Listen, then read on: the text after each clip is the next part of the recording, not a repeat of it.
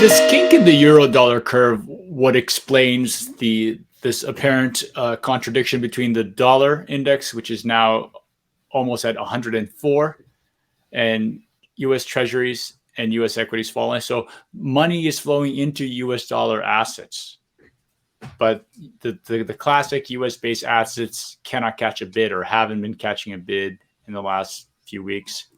Is this where they're going, to this year and a half to 2 year portion of the Eurodollar curve? Yeah, I would. That would be consistent with people wanting, buying dollar asset but keeping duration as short as possible. That would be the consistent explanation with what you see, and I can understand why people would do that. How bad do you think the dollar index can get before we see some softening again? Because it seems like we were getting lower highs. It required a lower and lower high to become a pain threshold for investors, but all of a sudden we are now seeing it rally all the way back to 104. So you're triggering my old demons, like something I hope I wouldn't fall into, which is talking a bullish case for the euro, which I know never works. But yeah, I mean, if you triggered me. I'm thinking that at some point, the incentive for the Europeans and the Japanese are going to change.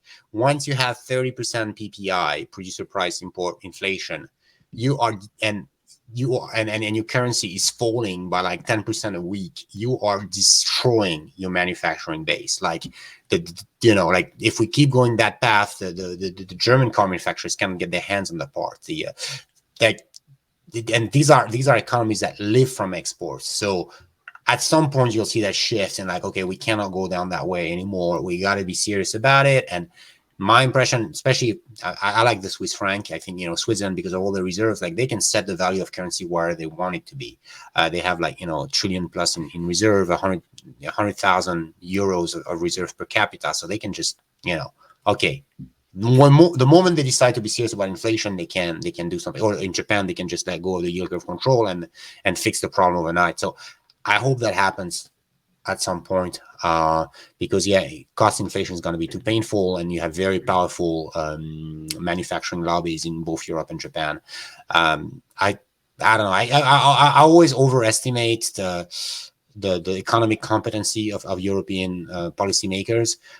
For me, that point is now. Like, this is when you need to adopt a strong euro policy. But Lagarde, she was a how do you call that? The coordinated swimmers, the one who do the artistic swimming, synchro. Synchronized. Yeah, she was in a French national team. She's very good at it.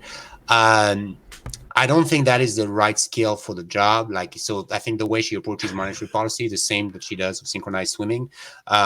So eventually, once enough other central banks have done it, she's gonna do the right thing, but it might take some time.